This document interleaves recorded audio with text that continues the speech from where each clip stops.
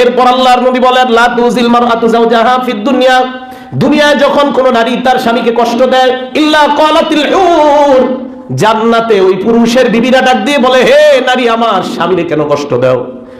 তালাকিল্লাহ, আল্লাহ তোরে ধ্বংস করুক, তোরে ধ্বংস করুক, আল্লাহ তোরে ধ্বংস করুক। জান্নাতি নারী দুনিয়ার নারীকে অভিশাপ দেয়।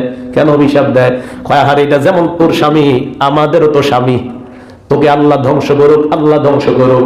এই কথা কেন বলে? হুররা, তোমার যদি মন না চায় এই স্বামীর সাথে থাকতে, এই পুরুষটা যখন মারা যাবে আমরা অপেক্ষায় আছি কখন আল্লাহ তাকে আমাদের স্বামী বানায় দিবে। শুধু তাই নয়, আমরা যখন এই পুরুষটাকে স্বামী হিসাবে আল্লাহর কাছে পেয়ে যাব, আমরা নাচতে নাচতে বলবো, আল্লাহ আমাদেরকে যেই স্বামী দিলা, এই স্বামীর মাধ্যমে আমরা পূর্ণ সন্তুষ্ট হয়ে গেলাম।